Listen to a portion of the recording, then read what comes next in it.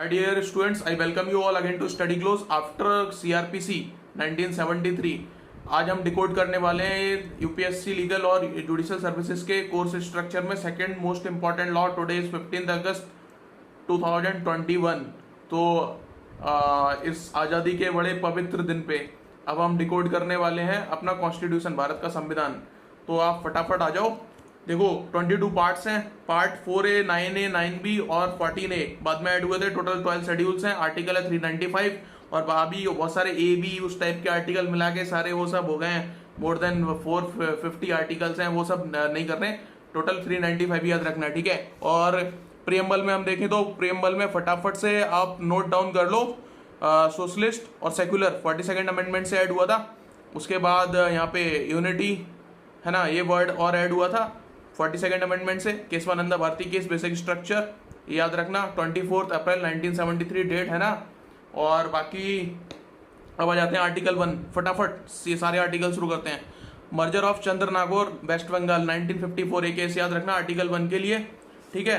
तो इसमें बस इतना ही देखना है, बाकी वो आप देख लो टेरिटरी वगैरह वो सब जो नॉर्मल बातें करी गई हैं।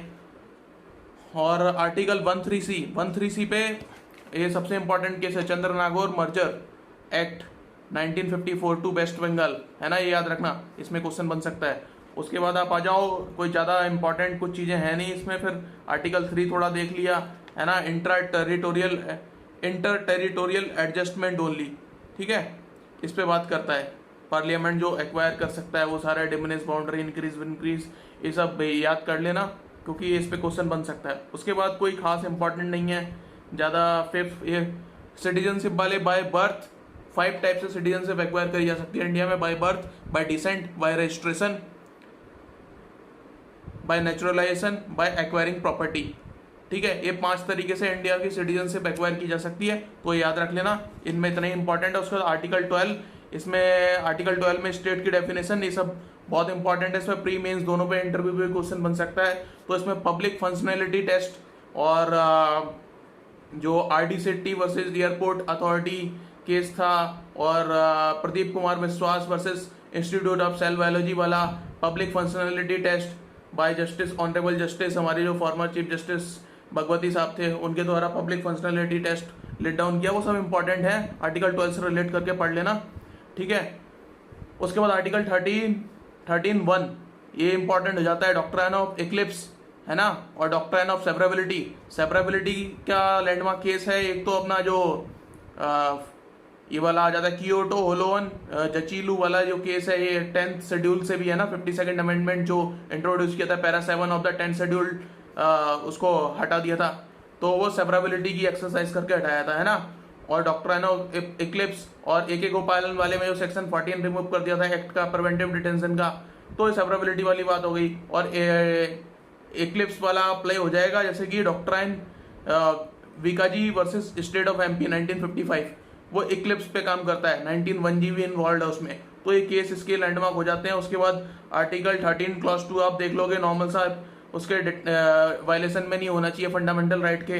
13 क्लॉज 3 में जो अपने डेफिनेशन वगैरह लॉ की वो देख लो, उसको रीड कर लो 372 के साथ आर्टिकल।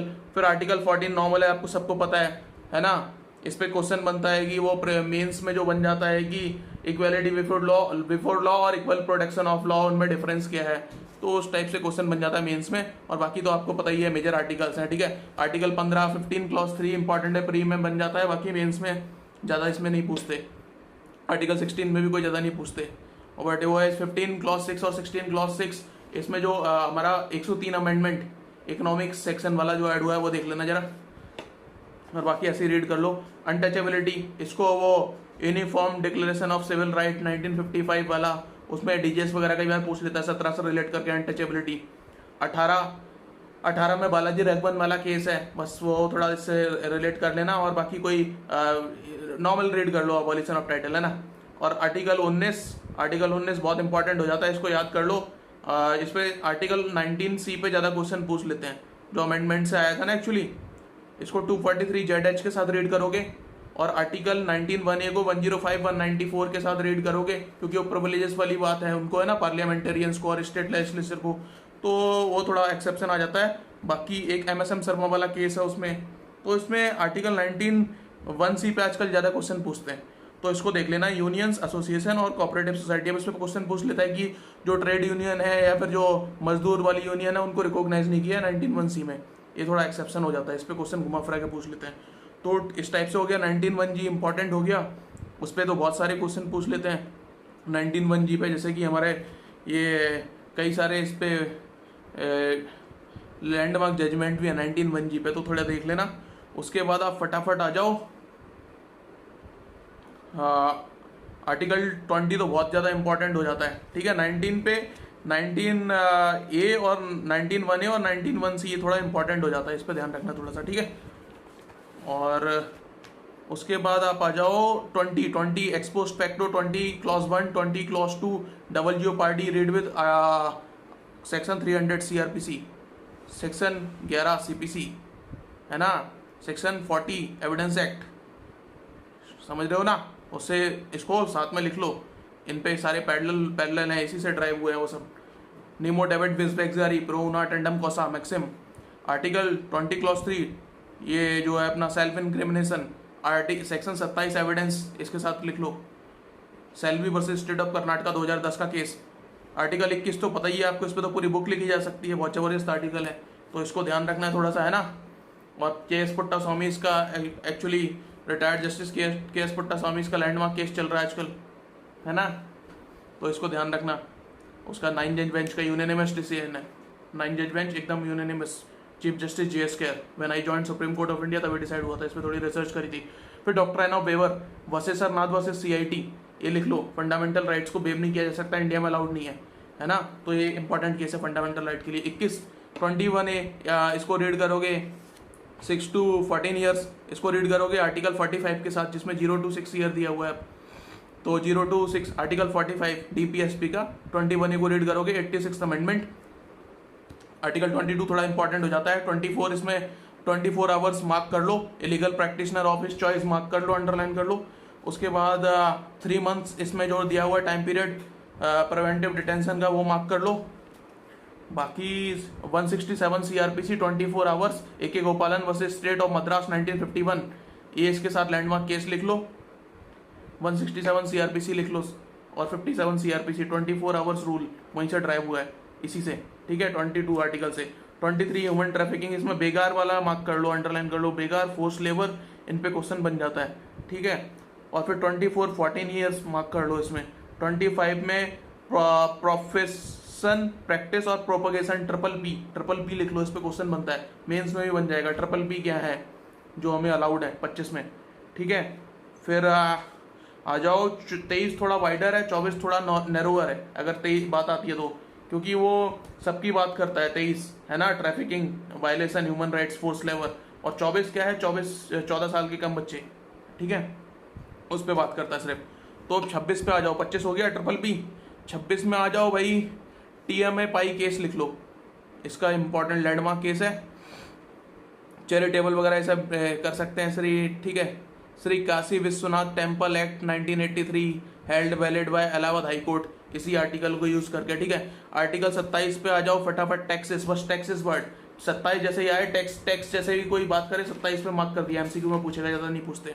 ऐसे 28 का भी कुछ ज़्यादा कुछ नहीं है, वो अटेंडेंस बर्ड मार्क कर लो, अटेंडेंस एट रिलीजियस प्लेसेस, कि यहाँ हाजिरी लगा के आ गए, आज पूजा करके आए हैं या फिर नमाज पढ़ के आ गए, है ना। और 29 में जो इम्पोर्टेंट है वो इसमें पूछ लेगा कि ओनली कल्चर और लैंग्वेज क्या प्रोटेक्ट करना है, और बाय माइनॉरिटी और किसके द्वारा, तो all citizen, any class section of the citizen, any section of the citizen, language और स्क्रिप्ट और कल्चर, तीनों वर्ड अंडरलाइन कर लो फटाफट से, ठीक है। और 30 में लैंग्वेज और रिलीजन दोनों अंडरलाइन कर लो, लैंग्वेज और रिलीजन दोनों पे बात करी गई है, दोनों को प्रोटेक्शन दी जा सकती है 30 में, 30 क्लॉज 1 में, ठीक है। तो ये दोनों अंडरलाइन कर लो फटाफट से आर्टिकल 30 में। उसके बाद आप आ जाओ जल्दी से 19(1)(g) में एक चीज और लिख लो, एजुकेशन इज ऑक्यूपेशन, ठीक है। ये TMA पाई केस के बाद बोल दिया था, 19(1)(g) read with 29(2) and 30(1) article, TMA pi foundation, 11 जज बेंच गाइड इसमें, 11 जज उन्होंने गाइडलाइंस दी थी, ठीक है। फिर Sabarimala case, Indian young lawyers association versus state of Kerala 2018, इसमें आर्टिकल 14, 15, 25, 51A सब क्लॉज ई ये अंडर चैलेंज थे, ठीक है। 4:1 रेशियो से डिसाइड हुआ। और इसमें क्वेश्चन बन जाता है जो हमारी लेडी जज थी, क्या नाम है इनका, अरे जो डायरेक्ट एलिवेट हुई थी अभी तो यार, क्या मल्होत्रा, इंदु मल्होत्रा मैडम, तो उन्होंने डिसेंट दिया था। इस पे क्वेश्चन बन जाता है, डीजीएस पूछ लेता है। और डीजीएस एक और चीज पूछता है, 30 क्लॉज 1 में लैंग्वेज और रिलीजियन दोनों माइनॉरिटी है, वो पूछेगा लैंग्वेज माइनॉरिटी या रिलीजियस माइनॉरिटी। लैंग्वेज और रिलीजियन दोनों माइनॉरिटी है, तो दोनों वर्ड को याद रखना है। इस पे क्वेश्चन बनता है, बहुत क्वेश्चन पूछता है डीजीएस वगैरह, इस पे यूपीएससी पूछ सकता है, ठीक है। उसके बाद 31, 30 सब नॉर्मल है, इनको रीड कर लेना, कुछ ज़्यादा खास नहीं है। और 33 पे थोड़ा राजस्थान पूछ लेता है कि वो, क्योंकि इस पे बस फोर्सेस, 2 फोर्सेस पे अप्लाई होता है 33, ये एक मार्क कर लो, फोर्सेस वर्ड को अंडरलाइन कर लो। और 34 में मार्शियल लॉ को अंडरलाइन कर लो, इतना ही बस करना है। 35 पे कुछ ज़्यादा खास नहीं, 36 कुछ खास नहीं, वो डेफिनेशन ठीक है। 37 में भी कुछ नहीं यार, नॉर्मल सी बात है ये सब ऐसे देख लेना है यार, ठीक है। ये सब नॉर्मल सी बातें हैं, मैं रीड कर लिया ऐसे ही, कुछ मन कर रहा है तो कर लो, नहीं तो रहने दो, ठीक है। और 39 आ जाओ, 39C को ब्लैक मनी लिख लो, उसके आगे ब्लैक मनी प्रॉपर्टी है ना, ये ब्लैक मनी है जो प्रॉपर्टी मतलब उस तरह से कमाई है, तो उस पर ये अप्लाई होता है। उसको कॉमनवेल्थ डिस्ट्रीब्यूशन, इसको इस टाइप से बोलते हैं। ब्लैक मनी वाला आर्टिकल कौन सा है ऐसा पूछ लेगा, है ना। तो इसको 39C को मार्क करना है वहाँ पे MCQ। 39A के साथ लिख लो 304 सेक्शन 304 CRPC, जो मैंने बताया था लीगल एड, है ना, 304। और 40 डीजेस वगैरह बहुत पूछता है इसको। इसमें सेक्शन आर्टिकल 40 में विलेज पंचायत मार्क कर लो फटाफट से। और CRPC में भी वो विलेज वगैरह वाले को खबर देनी है कि अगर विलेज में कुछ गड़बड़ होती है तो उसको खबर देनी है ना, एग्जीक्यूटिव मजिस्ट्रेट को। तो 40 दोनों याद कर लो, CRPC का भी और इसका भी, ऐसे याद हो जाएगा। 41 वगैरह ये सब रीड कर लेना। 43 इंपॉर्टेंट है थोड़ा सा, है ना। 43 लिविंग वेज की बात करता है। 43A पार्टिसिपेशन ऑफ वर्कर, ये वाले तो याद ही रखो क्योंकि थोड़े 43B ये कोऑपरेटिव सोसाइटी वाला है ना, तो क्योंकि इसमें 43B वाला जो 97th अमेंडमेंट से कोऑपरेटिव सोसाइटी आया था, ये थोड़ा याद रखना, क्योंकि इसके साथ वो आप 19(1)C भी याद करोगे। और जो नया पार्ट है 9(9)B वो भी है ना। और यूनिफॉर्म सिविल कोड तो सबको पता है। और इसमें 45 में 0 to 6 ईयर एज है, इसको रीड करोगे 21A के साथ। 21A 86th अमेंडमेंट, उसमें एज है कितनी, 6 to 14 ईयर्स, एजुकेशन देनी है कंपलसरी, है ना। उस पर रिट फाइल हो सकती है, फंडामेंटल राइट है।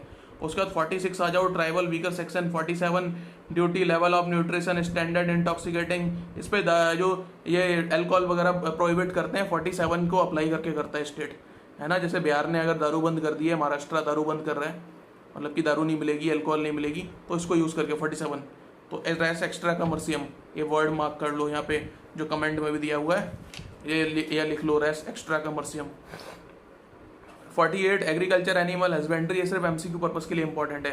Protection of improvement of environment and safeguarding forest wild life, 48A important हो जाता है थोड़ा सा, 42nd अमेंडमेंट से इंट्रोड्यूस किया था।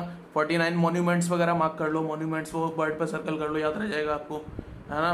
इस टाइप के जो प्रोटेक्ट करने हैं monument, places of national important. और 50 article 50 judiciary from executive separation, Montesquieu, यहाँ लिख लो मॉन्टेस्क्यू, जो जूरिस्ट मॉन्टेस्क्यू ने सेपरेशन ऑफ पावर का लेजिस्लेचर एग्जीक्यूटिव जुडिशरी का प्रिंसिपल दिया था। तो 50 यूज करके, मतलब मॉन्टेस्क्यू के और 50 दोनों साथ में याद रहेगा आपको। Promotion of international peace and security, 51A normal सी बात है, याद रखना। और फिर पार्ट 4A आर्टिकल 51A, इसमें ई वाला ज़्यादा इंपॉर्टेंट हो जाता है, ई और जी पे ज़्यादा मतलब पूछ लेते हैं MCQ कई बार। 51AE और 51G, इस पे MCQ थोड़ा पूछ लेता है। 51A जो ये आर्टिकल 21A के साथ रीड करोगे, 6 to 14 ईयर के चाइल्ड को एजुकेशन देनी है, फंडामेंटल राइट है ना वो, 86th अमेंडमेंट। तो इस पे क्वेश्चन बनते हैं इन तीनों पे ज़्यादा, बाकी तो नॉर्मल है, ठीक है। तो इस पे 42nd अमेंडमेंट से इंट्रोड्यूस हुए थे फंडामेंटल ड्यूटीज, स्वर्ण सिंह कमेटी के रिकमेंडेशन से। और USSR, देन USSR, अभी तो रसिया और उसमें स्प्लिट हो गया है, तो देन USSR से हमने बोरो किए थे, ठीक है। और फिर प्रेसिडेंट वगैरह ये सब नॉर्मल है, executive power of the union, election of president ये पूछ लेता है, ठीक है। Manner of election of president, election of president 54 है, मैनर इलेक्शन 55 है, मैनर ऑफ इलेक्शन पे क्वेश्चन पूछ लेता है कई बार। और 52nd article president of India को भी बात करता है, ठीक है। इसको बस कर लो फटाफट, इतना ही है। 58 में 35 ईयर्स और house of the people election के लिए क्वालिफाइड होना चाहिए प्रेसिडेंट, 58 में इतना देख लो। 60 में ओथ है, 61 में इम्पीचमेंट है, और जो 60 में ओथ है उसमें प्रोजेक्ट, प्रोटेक्ट और डिफेंड, ये 3 की ओथ लेते हैं प्रेसिडेंट, तो उसको कर लो। और वायलेशन ऑफ कॉन्स्टिट्यूशन, अब ग्राउंड पूछ लेगा कि वो किस बेस पे इम्पीचमेंट हो सकता है, तो वायलेशन ऑफ द कॉन्स्टिट्यूशन, ठीक है। For the violation of the constitution 14 days notice in writing by, वो मार्क कर लो, 1/4 of the total members of the house has been given for of their intention to move resolution, 1/4 member, ठीक है। और not less then 2/3, इसको mark कर लो, उससे कम वो पास नहीं होना चाहिए। और 62 में, ठीक है, casual vacancy on his death, resignation, removal, otherwise, इस पे सारे चारों ऑप्शन डाल के क्वेश्चन बना सकते हैं, ठीक है। और फिर 64 vice president ex officio chairman, ये राजस्थान वगैरह का ही पूछ लेता है कौन सा आर्टिकल में दिया है, 64 में, ठीक है। उसके बाद आप आ जाओ, ज़्यादा कुछ इंपॉर्टेंट है नहीं है। वाइस प्रेसिडेंट के इम्पीचमेंट का कोई प्रोसेस नहीं है, ये याद रखना, कई बार एमसीक्यू में कंफ्यूज करने के पूछ लेता है, तो नहीं है, ठीक है। और ये इसका 67B, वाइस प्रेसिडेंट में भी remove from his office by the resolution of council of state pass by majority, है ना। 14 days का नोटिस देंगे और वो सब, है ना। तो उसका इम्पीचमेंट नहीं है, बट रिमूव कर सकते हैं। वैसे इम्पीचमेंट टर्म यूज नहीं करिए वाइस प्रेसिडेंट के लिए, याद ध्यान रखना, ठीक है। फिर 71 में जो ये पूछ लेगा matters concern election of president, ये बहुत इंपॉर्टेंट है। 71 बार बार पूछता है कि इनका प्रेसिडेंट और वाइस प्रेसिडेंट के इलेक्शन का डिस्प्यूट सिर्फ supreme court, election commission of India नहीं, हाई कोर्ट नहीं, election commission of India, high court वगैरह नहीं, सिर्फ सुप्रीम कोर्ट, ठीक है। सुप्रीम कोर्ट डिसाइड करेगा, इस पर क्वेश्चन बनता है।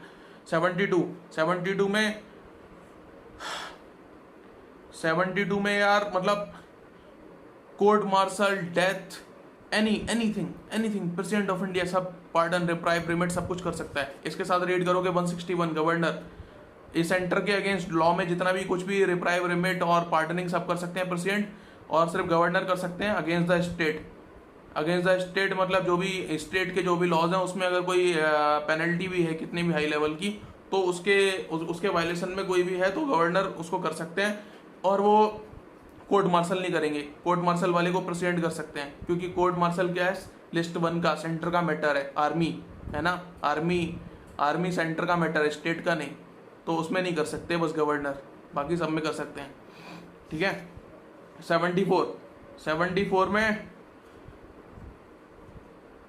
डॉक्ट्राइन ऑफ कॉन्स्टिट्यूशनल ट्रस्ट, ठीक है, Manoj Narula versus union of India 2014, ठीक है। PM CM बोथ ऑफिसेस, इसमें क्या होगा, जो एडवाइस है काउंसिल ऑफ मिनिस्टर्स की, है ना, वो बाउंड होगी, वो होगा PM CM और गवर्नर जो भी ये सब ले रहे हैं प्रेसिडेंट, वो काउंसिल ऑफ मिनिस्टर की एडवाइस पे होगा, सिर्फ सोल अथॉरिटी की वो नहीं, ठीक है। तो इसको याद रखना। 73 executive power of the union vest in president, ठीक है, ये इतना है बस 73 का। बाकी 74 में अब आप आ जाओ, 74 हो गया, ठीक है।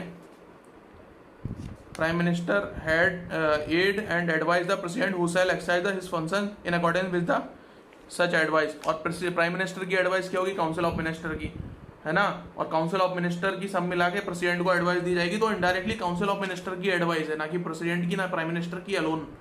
तो ये क्वेश्चन हमेशा याद रखना, काउंसिल ऑफ मिनिस्टर पे टिक करोगे जब भी आएगा। प्रेसिडेंट या प्राइम मिनिस्टर की एडवाइस पे काम नहीं करते प्रेसिडेंट अकेले, है ना, वो काउंसिल ऑफ मिनिस्टर्स की एडवाइस होगी, कलेक्टिव एडवाइस, इस पे ध्यान देना, इस ऑप्शन पे।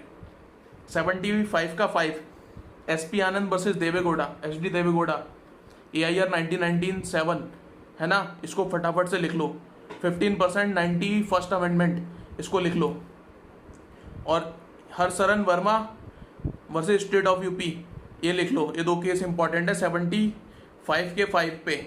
अब होता क्या है कि 75 के क्लॉज 5 पे 6 months के लिए, जैसे कि हमारे PM मनमोहन सिंह सर और अरुण जेटली साहब को मिनिस्टर बना दिया, है ना, तो विदाउट इलेक्शन आपको 6 महीने में इलेक्शन जीतना होता है। मिनिस्टर आप कोई भी बन सकता है, इंडिया का कोई भी सिटीजन, जो वो 25 साल का है, लोकसभा की एलिजिबिलिटी क्वालिफाई कर रहा है ना, वो कोई भी बन सकता है, बट उसको 6 महीने में इलेक्शन जीतने होते हैं। इसको रीड विथ करोगे 164 के साथ रीड विथ करोगे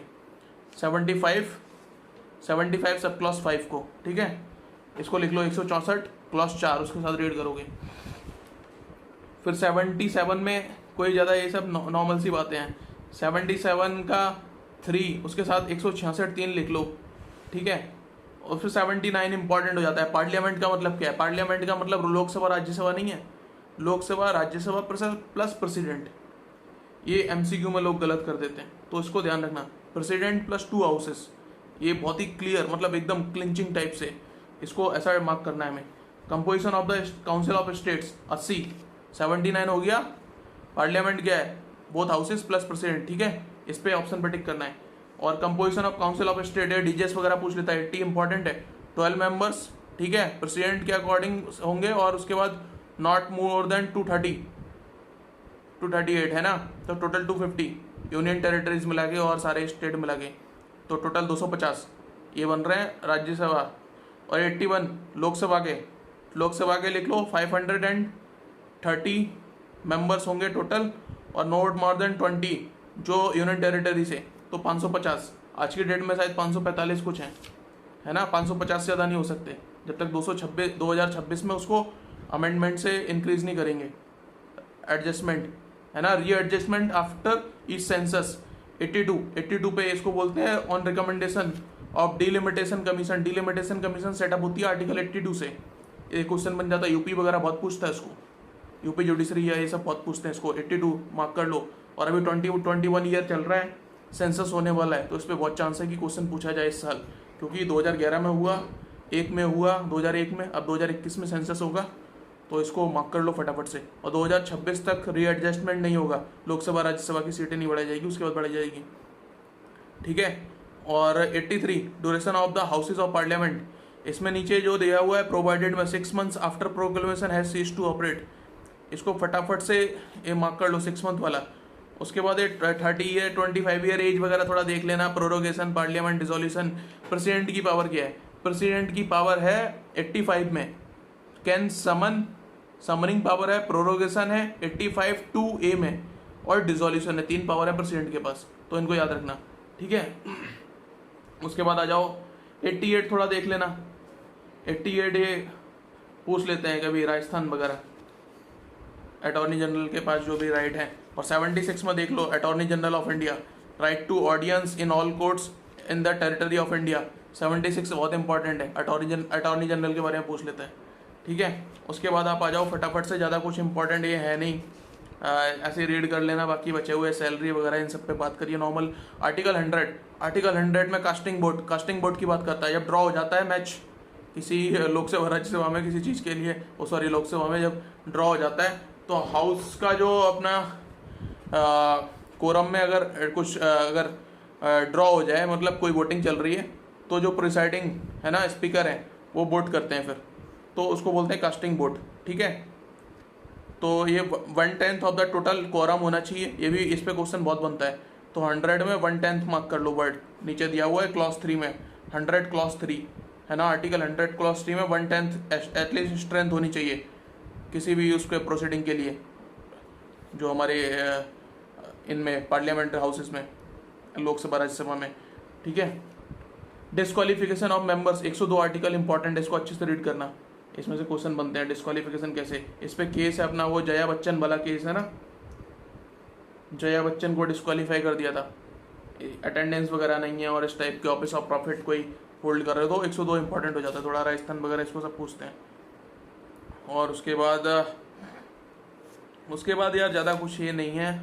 105 बहुत इंपॉर्टेंट है, प्रिविलेज। 105 को रीड करोगे 19(1)A के साथ, है ना, 19(1)A, article 19(1)A, right to speech normal लोगों को है, लेकिन इन लोगों को क्या है कि थोड़ी प्रिविलेज है, कुछ भी बोल सकते हैं पार्लियामेंट में, पार्लियामेंट के फ्लोर पे कुछ भी बोल सकते हैं, बाहर निकल के वो डिफेमेशन हो जाएगा।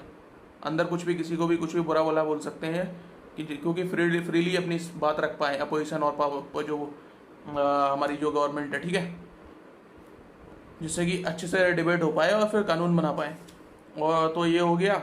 और इसको 194 के साथ रीड करो, 194 स्टेट के लिए, और सेंटर के लिए 105 और 19(1)(a) के साथ रीड करो, आर्टिकल 19(1)(a). उसके बाद आप आ जाओ यार, इस पे केस है लैंडमार्क केस, इस पे मैंने खुद काम किया था, जस्टिस भूषण थे उसमें 5 जज बेंच में, और हमने जो रिसर्च करी थी मैंने 2018 में, तो ये जजमेंट डिलीवर्ड हुआ था, Kalpana Mehta versus union of India. अब इसमें क्या है कि 9 मई 2018 को डिलीवर हुआ था ये 5 जज बेंच डिसीजन। और पहले क्या होता था कि जो स्टैंडिंग कमेटी रिपोर्ट है पार्लियामेंट की वो प्रिविलेज होता था, तो उसको एज एन एविडेंस नहीं लगा सकते थे section 56 of the evidence act में। लेकिन अब section 56 of the evidence act में इसको एज एन पब्लिक नोटिस ले सकते हैं। 2018 9 मई 2018 की बात, Kalpana Mehta versus union of India, ठीक है, ये इंपॉर्टेंट है, इसको लिख लो। और speaker board is called casting board under section 100, जो मैंने आपको बताया, ठीक है, ध्यान रखिए। और डेफिनेशन ऑफ मनी बिल 110 में यूपी राजस्थान हर कोई पूछता है इसे। और 108 joint sitting of the parliament, ये कॉल करते हैं प्रेसिडेंट ऑफ इंडिया, ठीक है, याद रखना। और इसको प्रिसाइड करता है स्पीकर ऑफ लोकसभा। अब इसमें लोग बहुत कंफ्यूज होते हैं कि वो सब में प्रेसिडेंट लगा देते हैं, इवन यूपीएससी IAS वगैरह सब में आता है, हर जगह। ये बहुत इंपॉर्टेंट क्वेश्चन है। प्रेसिडेंट मीटिंग को बुलाएंगे, जॉइंट सेटिंग को, ठीक है, हर साल जो नया सेशन बनता है, लेकिन उसको प्रिसाइड करते हैं, प्रिसाइड स्पीकर ऑफ लोकसभा करेंगे, ना राज्यसभा, ना वाइस प्रेसिडेंट, ना प्रेसिडेंट, स्पीकर ऑफ लोकसभा उसको प्रिसाइड करेंगे, जो ओम बिरला साहब है आजकल, है ना। तो उसके बाद मनी बिल की डेफिनेशन है, और मनी बिल को डिसाइड करेंगे स्पीकर ऑफ लोकसभा फाइनली, ठीक है, वो डिसाइड करेंगे कि मनी बिल है नहीं है। कंसोलिडेटेड फंड और contingency fund, money related matter 266 267 consolidated contingency article, है ना। असेंट टू बिल से सब नॉर्मल है। एनुअल फाइनेंशियल स्टेटमेंट, जिसको हम बजट बोलते हैं, आम आदमी बजट बोलता है इंग्लिश में, तो इसको याद रखना। बजट का मतलब है, बजट का सेक्शन बोले तो 112, ठीक है। और यहाँ 14 डेज मार्क कर लो 109 में, इस पे क्वेश्चन बन जाता है। Kalpana Mehta versus union of India लिख लिया, May 9, 2018, पार्लियामेंट 5 जज बेंच का डिसीजन था। अब पार्लियामेंट की स्टैंडिंग कमेटी की रिपोर्ट को हम इसमें as an evidence public notice ले सकते हैं, ठीक है। Is not violative of article 105 and article 194 as privilege. अब वायलेटिव नहीं है, पहले होता था, ठीक है। क्यों पहले बोलते थे हमारा तो प्रिविलेज है, कैसे ले लोगे, अब ले लेंगे भैया, तो वहाँ पे अवेलेबल है, पार्लियामेंट में सारी साइट्स पे अवेलेबल है, क्यों नहीं लेंगे। तुम कुछ भी अनाप शनाप बोल रहे हो, उसको सबूत की तरह काउंट नहीं करेंगे, किसी ट्रायल में अगर जरूरत पड़ गई तो करेंगे, है ना। तो शमशेर सिंह केस, इसमें justice Krishna Iyer sir said even a member of this major party will not be appointed as PM और CM if he is not qualified to be appointed as, जैसे कि अपॉइंटेड के लिए जयललिता केस, उसमें उनको अलाउ नहीं किया था, है ना। तो BR Kapoor versus state of Tamil Nadu, ठीक है, पैराग्राफ 15, 23, 24, 33 इसके इंपॉर्टेंट थे। Harsharan Verma versus TN Singh, SR Chaudhary versus state of Punjab, ये इंपॉर्टेंट केस हो जाते हैं, ठीक है। अब इसके बाद आ जाओ यार, 123 इंपॉर्टेंट है। 123 को रीड करोगे 213 के साथ। 123 है promulgate ordinances during recess of parliament by president, और 213 है बाय गवर्नर, ठीक है। 123 213, ठीक है, ऐसे याद कर लो। और 121 और 122 थोड़ा इंपॉर्टेंट हो जाते हैं, देख लेना। Restriction on discussion in parliament, वो जजों के बारे में बात नहीं करेंगे पार्लियामेंट वाले 121 में, और कोर्ट जज वगैरह उनके बारे में बात नहीं करेंगे 122 में, इतनी सी बात है, ठीक है। एक दूसरे के मामले में जुडिशरी और लेजिस्लेचर इंटरफेयर नहीं करेंगे, सिंपल सी इतनी बात कहना चाहते हैं, ठीक है। तो उसके बाद आप आ जाओ, अब 124 इंपॉर्टेंट हो जाता है, इसमें पढ़ लेना, 124 इंपॉर्टेंट है। उसके बाद इसमें मेजर फोकस करना है अपन को, 65 ईयर्स एज होती है, इस पर क्वेश्चन बनता है, प्रेसिडेंट ऑफ इंडिया अपॉइंट करेंगे। और ये 124 sub article 124 clause 3 clause C distinguished jurist, इस पे क्वेश्चन बन जाता है। और क्लॉज 4 में मिसबिहेवियर और इनकैपेसिटी पे इम्पीचमेंट हो सकता है, इसको याद कर लो, ठीक है। और इसमें मार्क कर लेना, ठीक है। और उसके बाद आप आ जाओ, इनमें ज़्यादा नहीं है, ऐसे नॉर्मल रीड कर लेना, इन्हीं पे क्वेश्चन बनता है। 65 साल, मिसबिहेवियर और इनकैपेसिटी, और 2/3 वो करेंगे स्पेशल रेजोल्यूशन इम्पीचमेंट के लिए, डिस्टिंग्विश्ड ज्यूरिस्ट होना चाहिए, इस पर नॉर्मली क्वेश्चन बनता है। और AN रे जज सुपरसीडेड जो 3 सीनियर मोस्ट जज थे, ये कई बार पूछ लेते हैं, जो 3 सीनियर मोस्ट जज खन्ना सर और ये सब, इनको सुपरसीड करके एन रे चीफ जस्टिस बने थे 1973 में, ड्यूरिंग वो इमरजेंसी से पहले प्लानिंग जो भी थी, तो उस पर पूछ लेते हैं। अब इसमें एडॉक जज 127 में एडॉक टिक कर लो, 126 में एक्टिंग चीफ जस्टिस, 128 में रिटायर्ड जज को बुला सकते हैं, 129 कोर्ट ऑफ रिकॉर्ड 129 को रीड करोगे 215 हाई कोर्ट के लिए कोर्ट ऑफ रिकॉर्ड है, 129 सुप्रीम कोर्ट का है। Supreme court, seat of supreme court अभी तो अमेंडमेंट 2020 से इंट्रोड्यूस कर दिया है कि टोटल चारों, अभी सुप्रीम कोर्ट दिल्ली के अलावा 4 डिविजन्स में और बैठेगा, है ना, नया अमेंडमेंट लेके आ रहे हैं, क्योंकि सुप्रीम कोर्ट को इनकन्वीनियंस होता है, साउथ से कोई आ रहा है, वहाँ से आ रहा है, वो बेचारे यहाँ पे दिल्ली में तो फटाफट चला जाता है, वो इतना खर्चा करके आते हैं, उसके बाद उनकी SLP एक्सेप्ट नहीं होती। तो अभी सुप्रीम कोर्ट की बेंच दिल्ली के अलावा 4 प्लेसेस पे और चारों जोन्स के लिए नई सुप्रीम कोर्ट बेंच बैठेंगी, नया बना रहे हैं अमेंडमेंट से, है ना। ओरिजिनल जुरिडिक्शन सुप्रीम कोर्ट, ये देख लेना, 3 टाइप की है, इन पे क्वेश्चन बहुत बनता है। अपीलेट कॉन्स्टिट्यूशन मैटर में चैलेंज होगा, 134A में अगर सर्टिफिकेट देता है हाई कोर्ट, ठीक है, कॉन्स्टिट्यूशन मैटर में, तो इसको 132 को इसको रीड करो, ऑर्डर 27 है CPC, वहाँ पे भी कॉन्स्टिट्यूशनल मैटर चैलेंज होगा, है ना, उस पर ऑर्डर 27 है, लिख लो 132 के साथ ऑर्डर 27 है CPC। 133 में सिविल मैटर, 134 में क्रिमिनल मैटर, ये चैलेंज हो जाएगा अगर हाई कोर्ट, ये मुझसे इंटरव्यू में पूछ लिया था सुप्रीम कोर्ट वाले में, ठीक है, ये सारे आर्टिकल्स, अगर 134A में सर्टिफिकेट मिलता है हाई कोर्ट से तो मैंने बता दिया था, वो खुश हो गए थे। 135 में फेडरल कोर्ट, बस इतना मार्क कर लो। 136 में तो SLP आप सब जानते ही हो, मे डिस्क्रिशन है, मे सेल नहीं है, मे वर्ड पे मार्क कर लो यहाँ फटाफट। किसी भी अथॉरिटी, किसी भी जजमेंट, किसी भी अथॉरिटी, डिग्री, मतलब कोई भी degree, determination, sentence of any authority through out the India, उसको डायरेक्टली SLP के थ्रू चैलेंज किया जा सकता है सुप्रीम कोर्ट में, बहुत यूज़ होता है ये, SLP के थ्रू बहुत सारी पिटीशन फाइल होती हैं। 137 रिव्यू, इतना ही बस देख लो। एनलार्जमेंट ऑफ जुरिडिक्शन 138, वहाँ से एनलार्जमेंट वर्ड पर टिक कर लो, 138 अगर कभी आता है तो। 139 इस टाइप की रेट्स होंगी, इसको 32 के साथ रीड करो, 139 को 32 के साथ आर्टिकल। और 39A पे ट्रांसफर में 406 CRPC, सुप्रीम कोर्ट की पावर ट्रांसफर 406 CRPC जो मैंने बताया था, और 25 CPC, इसको मार्क कर लो फटाफट। 406 CRPC और 25 CPC वो वहीं से ड्राइव होती हैं 139A से, ठीक है, इसको 42nd अमेंडमेंट से लाए थे। स्टेयर डिसाइसिस लिख लो 141, स्टेयर डिसाइसिस, इसको बोलते हैं बाइंडिंग, ठीक है। और 143 में लॉ और फैक्ट में 143 में लॉ और फैक्ट आर्टिकल 143 1 में क्लॉज 1 में लॉ और फैक्ट और मे पे टिक कर लो। इसमें लॉ और फैक्ट पे अगर प्रेसिडेंट मांगते हैं, इस पे बहुत क्वेश्चन बनते हैं, अगर वो कोई अपना ओपिनियन मांगते हैं तो सुप्रीम कोर्ट की मर्जी है देना दे लॉ और फैक्ट पे 1 में, लेकिन जब क्लॉज 2 में आ जाओ 143 का क्लॉज 2 तो सेल वर्ड यूज हुआ है, सेल। अगर पब्लिक इंटरेस्ट के लिए मांगा है प्रेसिडेंट ने तो देना पड़ेगा सुप्रीम कोर्ट को, तब सुप्रीम कोर्ट मना नहीं कर सकता। लेकिन 143 1 में लॉ और फैक्ट में यूज हुआ है, तब सुप्रीम कोर्ट मना कर सकता है, अरे हमें नहीं देना ये, है ना, या देना है नहीं देना उनकी मर्जी है सुप्रीम कोर्ट की, लेकिन काफ़ी बर्डन है या फिर ये लॉजिकल सा कुछ ऐसा है ना। और सबसे पहले किसमें, इंद्रे दिल्ली में ओपिनियन मांगी थी, इंद्रे दिल्ली केस, इस पर क्वेश्चन बन जाता है। इंद्रे केरला दूसरा, इंद्रे दिल्ली पहला, ठीक है। 143(2) इसमें सेल में पब्लिक, इसमें बोला है कि जो पब्लिक ओपिनियन दे रहा है पब्लिक बेनिफिट के लिए तो देनी पड़ेगी भाई, सेल वर्ड यूज हुआ है, ठीक है, तो इम्पॉर्टेंट है। 145 ये सब नॉर्मल सुप्रीम कोर्ट की रूल मेकिंग पावर है, ऐसे ही पूछ लेता, राजस्थान का भी ऑफ वेट क्वेश्चन पूछ लिए। और 145 का क्लॉज 3 में सेल भी 5 कॉन्स्टिट्यूशन बेंच या जब भी वो सलाह देंगे, है ना, तो मिनिमम 5, ये बहुत क्वेश्चन है, ये तो DGS वगैरह कोई पूछ लेता है, मिनिमम 5 जज बैठेंगे तब वो देंगे, अदरवाइज नहीं, ठीक है।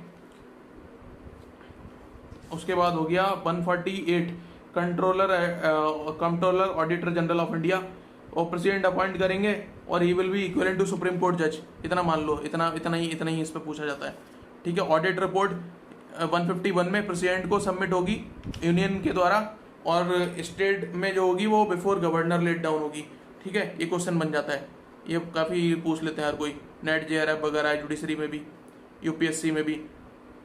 और ये क्या करते हैं 149 में, accounts of the union and the state accounts of the union and state controller और ऑडिटर जनरल, सिर्फ यूनियन का नहीं, यूनियन और स्टेट दोनों का अकाउंट, तो इस पे क्वेश्चन बहुत बनता है ऑब्जेक्टिव, यूनियन और स्टेट दोनों का अकाउंट, कंट्रोलर ऑडिटर जनरल 149 में, इसको मार्क कर लो। गवर्नर 153, ठीक है, executive power of the state, ठीक है, अपॉइंटमेंट ऑफ गवर्नर, आरजेएस वगैरह ये सब पूछ लेता है कई बार नॉर्मली, ठीक है, 35 ईयर्स एज, 157 में सिटीजन ऑफ इंडिया, ये सब नॉर्मल सी बातें हैं, ठीक है। 161, वो स्टेट के अगेंस्ट कोई भी अगर है तो हर तरीके की पेनल्टी, इवन इंक्लूडिंग डेथ, अगर कोई स्टेट के कानून के अगेंस्ट वायलेशन में है तो, या लाइफ वगैरह जो भी है वो सब माफ कर सकते हैं गवर्नर, एक्सेप्ट कोर्ट मार्शल, क्योंकि वो सेंटर का मैटर है, ठीक है। और बाकी अगर वो यूनियन लॉ के वायलेशन में कुछ है तो वो माफ नहीं कर सकते, तो गवर्नर के पास नहीं तो राष्ट्रपति के पास जाना पड़ेगा।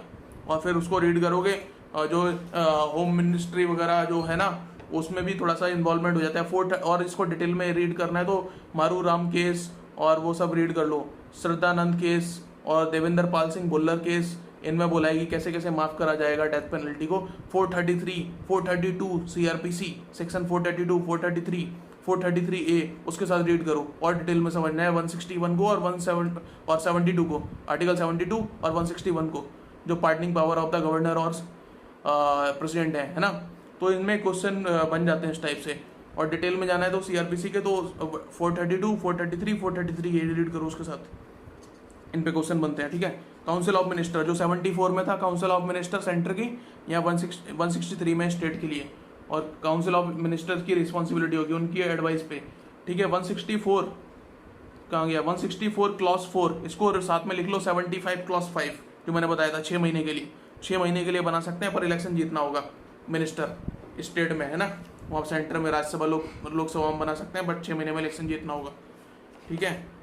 उस पर HD देवेगौड़ा वाला जो केस बताया था, हर्षरन वर्मा वाला केस बताया था, ठीक है, वो लिख लो फटाफट उसके साथ। 169 बहुत इंपॉर्टेंट है, एबोलिशन और क्रिएशन ऑफ लेजिस्लेटिव काउंसिल, इसको रीड करना। और 168 में टोटल 7 स्टेट में होती थी, अभी हमारे 28 स्टेट है ना, और 9 यूनियन टेरिटरीज है, 9 यूनियन टेरिटरीज हैं और 28 स्टेट है हमारे। और लेकिन अभी दमन एंड दीव और उसको क्या मर्ज कर दिया है, तो अभी हमारे 28 स्टेट है, 8 यूनियन टेरिटरीज हो गई हैं अब दिसंबर 2020 के बाद। 28 स्टेट है हमारे पास, क्योंकि जम्मू एंड कश्मीर को यूटी बना दिया था, लद्दाख को, है ना। तो अभी और दमन एंड दीव को, उसको दादर नगर हवेली को मर्ज कर दिया था, तो अभी 28 स्टेट्स हैं और 8 यूनियन टेरिटरी हैं एट प्रेजेंट, ठीक है, याद रखना। और शायद कर्नाटका ने डिसॉल्व कर दिया है, तो जो ये लेजिस्लेटिव असेंबली और लेजिस्लेटिव काउंसिल की पावर है अबॉलिशन और क्रिएशन की 169 में, तो अब 6 आउट ऑफ 28 में है हमारे पास लेजिस्लेटिव काउंसिल, और बाकी में लेजिस्लेटिव असेंबली है सिर्फ, ठीक है। और इसमें 60 एटलीस्ट 60 को मार्क, एटलीस्ट 60 मेंबर्स, है ना, नॉट लेस देन 60 मेंबर्स 170 में, इसको मार्क कर लो, इस पे क्वेश्चन बनता है। और 171 में वन थर्ड पे मार्क कर लो, इस पे क्वेश्चन बनता है रीड करने से, ठीक है। और उसके बाद आप आ जाओ, ये सब हो गया। प्रोवाइडेड में नॉट लेस देन 40 होना चाहिए, 1/3 होना चाहिए, और नॉट लेस देन 40 171 में, इसको मार्क कर लो। और उसके बाद आप आ जाओ, सिंगल ट्रांसफरेबल वर्ड वो मार्क करना कर लिया। उसके बाद not less than 25, not less than 30 years of age, ये सब 173 में क्वालिफिकेशन, नॉर्मल सी बात है, सब रीड कर लेते रहना यार खाली टाइम में, ये इतना यूज़ नहीं है। अब जो इंपॉर्टेंट है उसमें फटाफट आते हैं हम। 194 इंपॉर्टेंट है, उसको मार्क कर लो, रीड करना है इसको 105 के साथ। 194 को 105 के साथ रीड करोगे। Kalpana Mehta versus union of India, जो मैंने खुद पे काम किया था जस्टिस भूषण के साथ, है ना, बताया था मैंने, 5 जज बेंच डिसीजन। अब read with section 56 evidence act, parliamentary standing committee की रिपोर्ट को आप उसको पब्लिक नोटिस ले सकते हैं एज एन एविडेंस, है ना, तो एविडेंस एक्ट में। तो 201 को मार्क कर लो, 201 पे, ए बिल रिजर्व फॉर कंसिडरेशन, इस पे ऐसे ही क्वेश्चन बन सकता है, इसको 111 के साथ रीड करना, ठीक है। एनुअल फाइनेंशियल स्टेटमेंट 112 के साथ रीड करना। मनी बिल हो गया 199, इसको 110 के साथ रीड करना है। और असेंट टू बिल 111 के साथ रीड करना है, असेंट टू बिल्स, है ना, 200 को। तो फिर ये वो पॉकेट वीटो वाली पावर बोलते हैं, 111 कहाँ गया, इसको बोलते हैं वो, अगर वैसा बोले ना कभी पॉकेट वीटो क्या है, तो पॉकेट वीटो की पावर कहाँ है, तो पॉकेट वीटो की पावर असेंट टू बिल, इसको बोलते हैं रिकंसिडरेशन ऑफ बिल के लिए प्रेसिडेंट भेज सकते हैं। तो 111 पॉकेट वीटो, यहाँ लिख लो पॉकेट वीटो, ठीक है, इतनी है हमारे पास। वो पोस्ट ऑफिस वाले में एक बार बसती थी बिल में, बाकी कभी इसको यूज़ नहीं किया है। पोस्ट ऑफिस वाला एक वो एक्ट था कोई, तो इस पर क्वेश्चन बन जाता है। पॉकेट वीटो 111 और पोस्ट ऑफिस वाला एक्ट याद रखना, उसको रिकन्सिडरेशन के लिए भेजा था, बाकी सबको प्रेसिडेंट साइन कर देते हैं नॉर्मली। ठीक है, 213 123 के साथ 213 रीड करना है गवर्नर, है ना, बताया था ना मैंने, प्रोमलगेट ऑर्डिनेंस। और ऑर्डिनेंस की 123 में और 213 में वैलिडिटी कितनी होती है मैक्सिमम वैलिडिटी यहाँ 6 मंथ लिखी है या नहीं, जैसे ये बोला है कि 6 वीक्स लिखी है, तो 6 वीक्स तो वैलिडिटी होती है, लेकिन 2 पार्लियामेंट के 2 सेशन के मिलने का टाइम गैप कितना हो सकता है, मैक्सिमम 6 मंथ्स। तो 6 मंथ्स प्लस 6 वीक्स, एक ऑर्डिनेंस की वैलिडिटी सबसे ज्यादा कितनी हो सकती है, 6 मंथ प्लस 6 वीक्स। ये एमसीक्यू में आएगा, इसको याद कर लो पक्का, इसको दोनों लिख लो यहाँ पे 123 और 213 के साथ 6 मंथ प्लस 6 वीक्स, क्योंकि 2 पार्लियामेंट सेशन जो बोला है कि पार्लियामेंट सेशन कब मिलेंगे, प्रीवियस आर्टिकल्स में जो जाके देखना है ना, उसमें बोला पार्लियामेंट सेशंस मिलेंगे 6 मंथ के गैप पे मिलने ही चाहिए, तो 6 मंथ के गैप पे मिलेंगे और 6 वीक्स की इसकी वैलिडिटी होगी। पार्लियामेंट सेशन से दोनों अगर सेशन में पार्लियामेंट लोकसभा राज्यसभा आ जाए, और स्टेट में भी अगर 2 हाउस है, तो सिंगल हाउस है तो अलग बात है, तब अगर गवर्नर या प्रेसिडेंट ने प्रमलगेट किया ऑर्डिनेंस, तो उसकी वैलिडिटी 6 मंथ तो अगर उनका नहीं मिल रहा है तब तक होगी, ठीक है, और उसके बाद वो आएंगे तो 6 महीने तक वो वैलिड रहेगा, सॉरी 6 महीने तक तो जब तक नहीं आ रहे हाउस तब तक वैलिड रहेगा, और 6 वीक्स हाउस दोनों आ गए तो उसके बाद वैलिड रहेगा, उसके बाद वो लैप्स कर जाएगा, उस पीरियड में उसको एक्ट बनाना पड़ेगा, ठीक है, तो उस पीरियड में एक्ट नहीं बनाया तो वो लैप्स कर जाएगा। तो मैक्सिमम वैलिडिटी हो सकती है किसी ऑर्डिनेंस की 6 मंथ्स प्लस 6 वीक्स, तो 6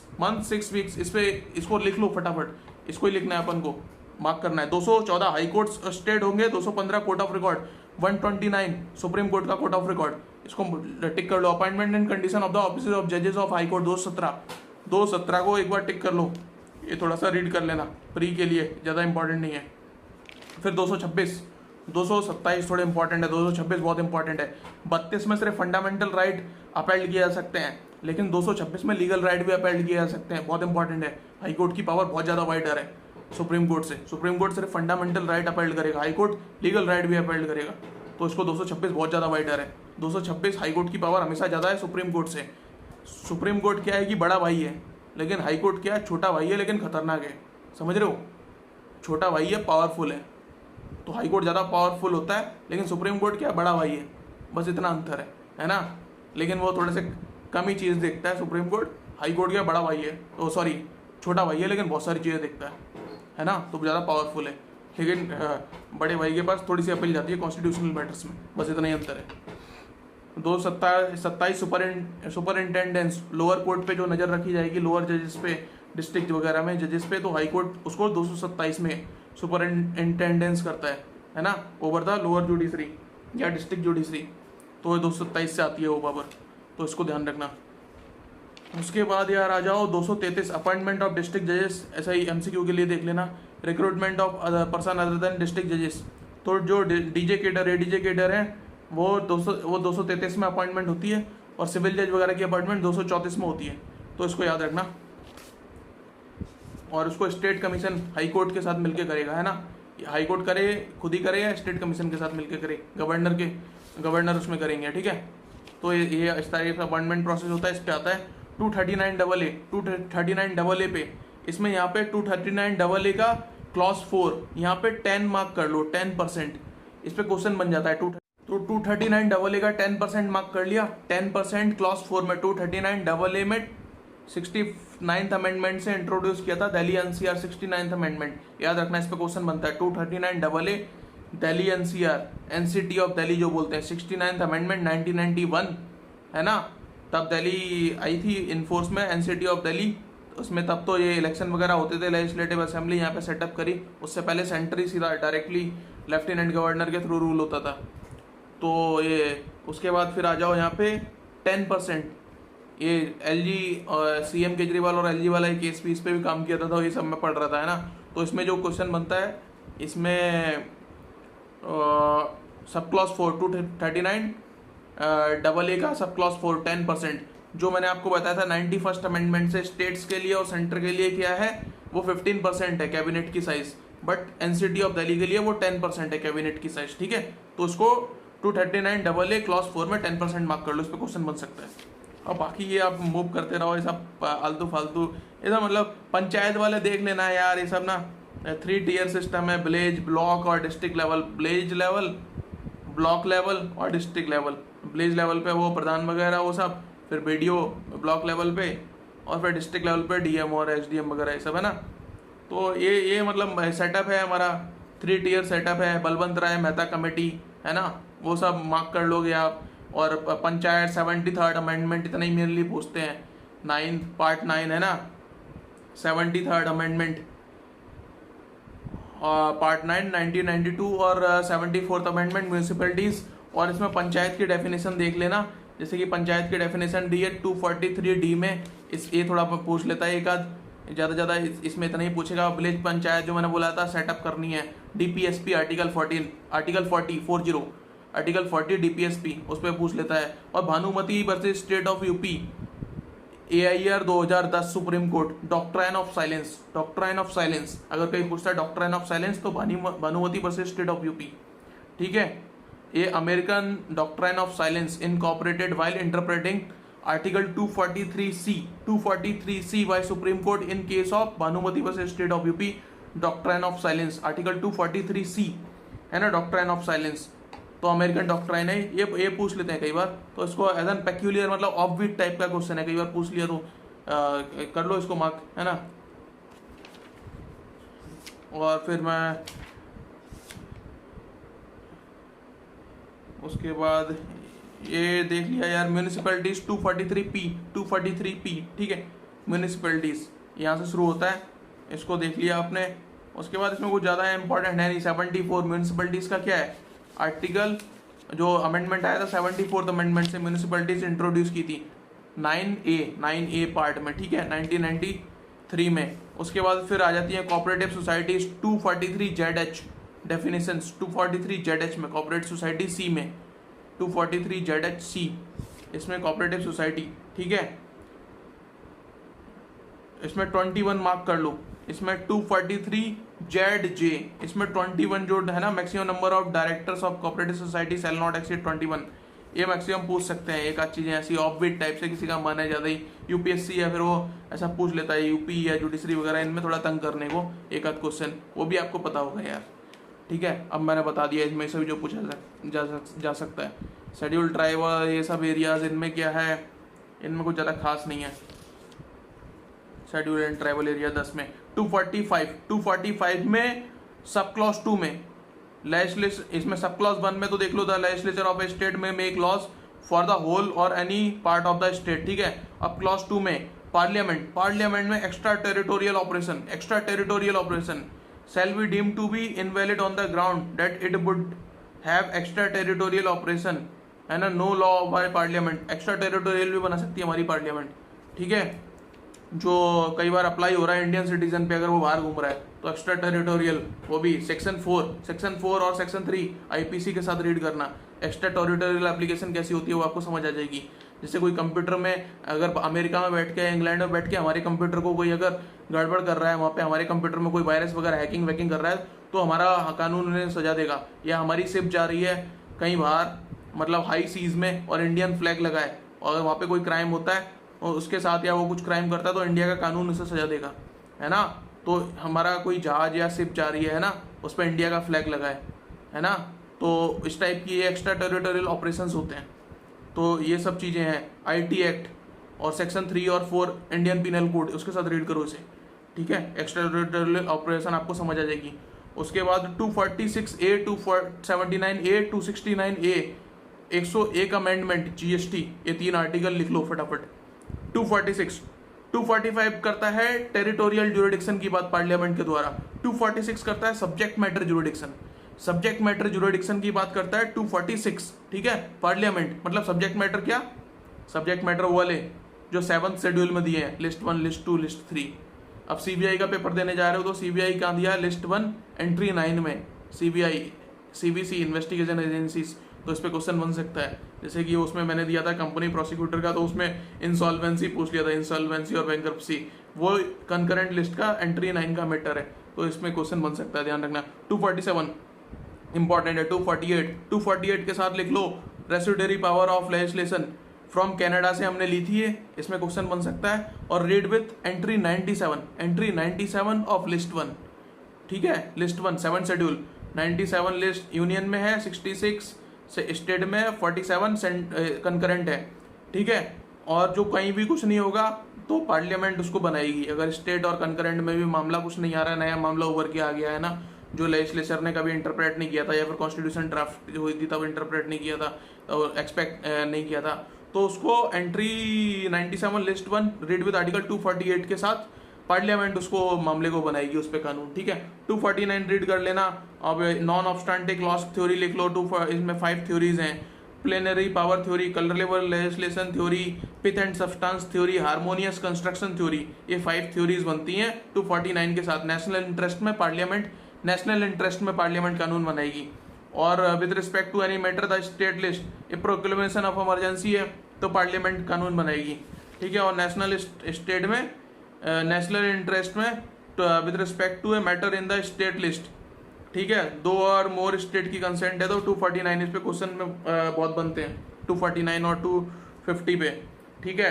फिर 252 इंपॉर्टेंट हो जाता है। 252 में देखो नेशनल इंटरेस्ट में तो पार्लियामेंट बनाएगी नॉट लेस देन 2/3 से, ठीक है, वो कितने भी स्टेट हो। लेकिन 252 जो 2 और मोर स्टेट बाय कंसेंट बोलते हैं कि हमारे लिए कानून बना दो, है ना, तो पार्लियामेंट बना देगी 252 में। 253, ठीक है, 253 बहुत इंपॉर्टेंट हो जाता है। कोई अगर इंटरनेशनल ट्रीटी वगैरह है जैसे कि बीपो वगैरह या फिर ये जो पेटेंट ट्रेडमार्क की ट्रीटी है, मनी लॉन्ड्रिंग एक्ट है, ये सब 253 से आता है। इसमें क्या है कि कोई भी अगर ट्रीटी इंटरनेशनल हुई है, इंटरनेशनल एग्रीमेंट हुए हैं तो पार्लियामेंट उस पर कानून बना देती है। अनसेट्राल ट्रीटी, अनसेट्राल 1996 जो अपना IT एक्ट आया है ना, इंफॉर्मेशन टेक्नोलॉजी एक्ट, तो ये सारे क्या होते हैं, ये सारे लॉज हैं। ये इंग्लैंड का भी कॉमन है, पेटेंट ट्रेडमार्क का ऑलमोस्ट पाकिस्तान, इंडिया, और ये IT लॉज हैं, ये भी सबके कॉमन ही होते हैं ऑलमोस्ट। क्योंकि ये कॉमन क्यों होते हैं, एक जैसे क्यों होते हैं पूरी दुनिया में ये सारे कानून। बाकी तो हमारा क्रिमिनल लॉ में सजा ऊपर नीचे सबकी, उनकी अलग है, हमारी अलग है, लेकिन ये सारे कानून यूनिवर्सल ट्रीटीज से बनते हैं, बीपो वगैरह, या फिर वो पेरिस एग्रीमेंट हो गया, या फिर कोई वो जिनेवा जोहानेसबर्ग एग्रीमेंट, या फिर वो रियो डी जेनेरो कोई एग्रीमेंट हो गया, एनवायरमेंट वगैरह, है ना। तो वो 253 बहुत इंपॉर्टेंट है। Legislation for giving effect to international agreements.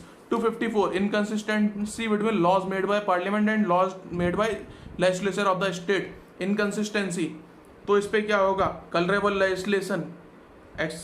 Exercise of legislation, KC Gajapati Narayan Deo versus state of Odisha, DC Wadhwa, जो बार बार वो DC Wadhwa versus state of Bihar बार बार प्रोमलगेट कर रहा है वो ऑर्डिनेंसेस।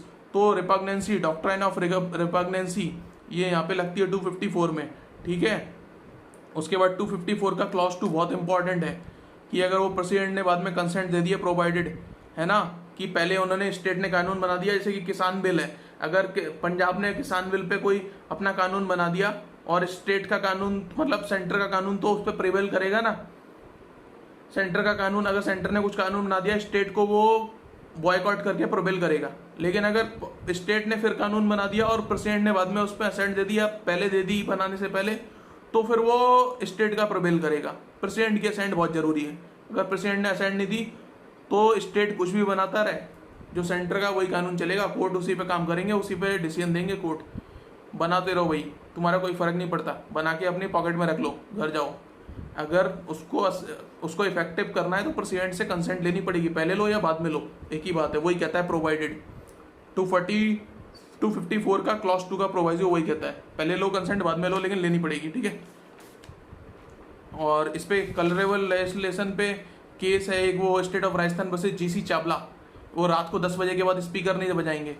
वो कहता है कि स्टेट कहता है कि हमारा मैटर है साउंड वाला, कम्युनिकेशन, साउंड वाउंड ये सब ना, सॉरी हेल्थ वाला, ये हमारा मैटर है ना। अब सेंटर कहता है कि ये नहीं है, ये तो कम्युनिकेशन है, तो हमारा मैटर है। तो बोल रहा है इस पे दोनों की जंग छिड़ गई, GC Chawla versus state of Rajasthan में। तो बोलता है हमने तो हेल्थ पर्पस के लिए बोला है, हेल्थ हमारा मैटर है, तो रात को 10 बजे के बाद नहीं बजाओगे स्पीकर, हम कम्युनिकेशन पे नहीं जा रहे हैं, हम हेल्थ की बात कर रहे हैं बस, है ना। तो इस टाइप का मामला था उसमें। GC Chawla versus state of Rajasthan बड़ा लैंडमार्क केस है कलरेबल लेजिस्लेशन पे, है ना। तो 254 में उसको याद करना। DC Wadhwa versus state of Bihar, बहुत लैंडमार्क है। 261 is the doctrine of full faith and credit, ये बहुत इंपॉर्टेंट आर्टिकल है, इसको मार्क कर लो। 254, 250, 253, 254, 252, 249, 248, 246, 245 बहुत इंपॉर्टेंट है, इनको अच्छे से पढ़ना है। उसके बाद आप आ जाओ 266, ऐसे देख लो कंसोलिडेटेड फंड क्या होता है, रीड कर लो। 267 कंटिजेंसी फंड क्या होता है, रीड कर लो। नॉर्मल सा थोड़ा बहुत आइडिया होना चाहिए बस। राजस्थान वगैरह ऐसा ऑफबिट पूछ लेता है, बाकी इतना इंपॉर्टेंट नहीं, बस वो नंबर याद कर लो, ठीक है। उसके बाद आप आ जाओ 280 फाइनेंस कमीशन, आज भी 15th फाइनेंस कमीशन सेटअप हो चुकी है। NK सिंह सर उसके चेयरमैन है, पहले 14 थी, YB रेड्डी सर थे। तो 280 जो फाइनेंस कमीशन हमारी सेटअप होती है, आर्टिकल 280 याद रखना, अभी 15 चल रही है, NK सिंह सर चेयरमैन है। ये पूछ लेते हैं कई बार, बहुत सारे स्टेट पूछ लेते हैं। 286 restriction as to imposition of tax on the sale or purchase of goods, Bengal immunity company versus state of Bihar, supreme court not bound by its own decisions under article 141 article 141 में सुप्रीम कोर्ट अपने decision से bound नहीं है, stare decisis पे high court वगैरह सारे courts bound है उसके डिसीजन से, बिकॉज सुप्रीम कोर्ट का डिसीजन लॉ हो जाता है ना 141 में। तो Bengal immunity company versus state of Bihar में, except higher bench, constitution bench, अगर 2 जज बेंच का 3 जज बेंच, चीफ जस्टिस कोर्ट जो कोर्ट नंबर 1 में बैठते हैं 3 जज बेंच, वो उसका डिसीजन बाउंड हो जाएगा 2 जज बेंच पे, तो ओवर रूल हो जाएगा। लेकिन 2 जज बेंच को नहीं करेगी, और 5 जज बेंच कॉन्स्टिट्यूशन बेंच बैठ रही है तो कर देगी, हायर बेंच बैठानी पड़ेगी। लेकिन वो एक दूसरे का जजमेंट साइड नहीं करेंगे, 2-2 वाले वो बाउंड नहीं होंगे, वो चाहे तो अपना डिसीजन इंडिपेंडेंट दे सकते हैं, ये है ना। तो बाउंड नहीं होगा, सुप्रीम कोर्ट अपने डिसीजन से बाउंड नहीं है, ये वाली बात कह रहा है। Bengal immunity company versus state of Bihar important है, और इसको आर्टिकल 286 थोड़ा देख लेना, रेस्ट्रिक्शन एंड टू इम्पोर्ट, इस वाले टैक्स वाले मामले में बात करी थी। उसके बाद यार 296 ऐसा ये स्टेट और लैब्स, ये वो आर्टिकल सेक्शन 29 जो बोलता है हिंदू सक्सेशन एक्ट का, स्टेट प्रॉपर्टी स्टेट को चली जाएगी, यहीं से ड्राइव हुआ है वो, है ना, स्टेट वाला 296, इसको रीड कर लो। 297 देख लिया, टेरिटोरियल, ये लॉ ऑफ सी में टेरिटोरियल वाटर कॉन्टिनेंटल सेल्फ, वो 12 नॉटिकल माइल्स और 200 नॉटिकल माइल और वो हमारी जो होगी कॉन्टिनेंटल सेल्फ, है ना, और जो हमारी ये टेरिटोरियल वाटर्स हमारा जो होगा डायरेक्टली हमारा कंट्रोल होगा, है ना, तो वो 12 नॉटिकल माइल्स, वो सब इसी से आता है 297 से। उसके बाद 299 कॉन्ट्रैक्ट्स, सारा कॉन्ट्रैक्ट एक्ट 299 से है। फिर सूट्स एंड प्रोसीडिंग्स 300, और राइट टू प्रॉपर्टी जो 19(1)(f) को डिलीट करके 44th अमेंडमेंट से और यहाँ पे लेके आए 300A, तो इसको ये बहुत इंपॉर्टेंट है। अब right to property is not fundamental right, it's constitutional right, not article 19(1)(f) में पहले वो फंडामेंटल राइट होता था 44th अमेंडमेंट के बाद, अब वो कॉन्स्टिट्यूशनल राइट है 300A में, तो इंपॉर्टेंट हो जाता है, ये कई बार पूछ लेते हैं क्योंकि ये यहाँ पे लेके आए थे। 301, 302, 303 ये सब पब्लिक इंटरेस्ट में रीजनेबल रेस्ट्रिक्शन लगा सकते हैं, ये सब चीज़ें इसमें देख लेना है, ज़्यादा कुछ खास नहीं है। 310 डॉक्ट्राइन ऑफ प्लेजर इंपॉर्टेंट है, रीड करना है इसको। 311 इंपॉर्टेंट है, कब डिसमिसल रिमूवल, और वो जिस ऑफिसर ने अपॉइंट किया है, लेकिन जैसे कि अभी मुझे प्रेसिडेंट ऑफ इंडिया अपॉइंट करेंगे, है ना, तो उससे कम अथॉरिटी गेस्टेड ऑफिसर जो UPSC के होते हैं और स्टेट के गवर्नर अपॉइंट करते हैं, उससे कम अथॉरिटी, उनके अगेंस्ट कोई एक्शन नहीं ले सकती, कोई भी है ना, इंक्वायरी वगैरह सेटअप नहीं कर सकती, तो इसलिए UPSC का क्रेज ज़्यादा होता है। प्रेसिडेंट ऑफ इंडिया, राष्ट्रपति अपॉइंट करते हैं, हाई कोर्ट जजेस को, प्राइम मिनिस्टर को, सबको, UPSC ऑफिसर्स को, तो ये बहुत ज़्यादा एक हाई लेवल की, मतलब एक प्रोटेक्शन होती है, तभी तो इतने बोल्ड होते हैं, ब्रेव होते हैं UPSC ऑफिसर्स, बिकॉज उनके प्रेसिडेंट से कम उनके अगेंस्ट कोई एक्शन नहीं ले सकता, और वो जल्दी कुछ सेंक्शन मिलता नहीं है। वह सेंक्शन कहाँ मिलता है, 19 प्रिवेंशन ऑफ करप्शन एक्ट में सेक्शन 19 और सेक्शन 197 CRPC, वहाँ सेंक्शन वो मिलता भी नहीं है जल्दी कोई, क्योंकि वो छोटा मोटा, तो उनको फिर ऐसे तो अपना कर ही नहीं पाएंगे, बोल्ड हो ही नहीं पाएंगे, है ना, लोग अपनी अच्छी ड्यूटी नहीं कर पाएंगे थोड़े कड़क ऑफिसर होने के लिए। तो जैसे कि अशोक खेमका सर हैं, वो दुर्गा शक्ति नागपाल मैडम है, तो इस टाइप के बहुत सारे एग्जाम्पल हैं जो अच्छे खासे खतरनाक, मतलब एक ब्रेव ऑफिसर्स, अपनी किरण बेदी मैडम, है ना। तो सरदारी लाल एंड मोतीराम देखा, ये मोतीराम देखा केस लिख लो इसमें, ये जो 311 में ना, मोतीराम देखा, any authority not only president और गवर्नर, है ना, ये मोतीराम देखा केस। अब इसमें इसका क्लॉज C आजकल बहुत इंपॉर्टेंट है, आर्टिकल 311 का सब क्लॉज 2 का क्लॉज सी, इसको रीड कर लेना, है ना। एक क्लॉज सी, अगर वो इंक्वायरी वगैरह सेटअप करने का टाइम नहीं है तो आजकल कुछ यूपी में पुलिस वालों को थोड़ा सा उनकी जॉब बोल रहे हैं कि वो अच्छे से जॉब नहीं कर पा रहे हैं, तो इसी की क्लॉज को यूज़ करके उनकी जॉब को टर्मिनेट कर रहे थे। 315 ये यूपीएससी, ये इंपॉर्टेंट है। 1+10 मेंबर्स होते हैं, टोटल 11, इसको रीड कर लेना। सुप्रीम कोर्ट ऑफ इंडिया का जैसा रिमूवल होता है जज का, उसी टाइप से 317 में इनका होता है, ठीक है। 317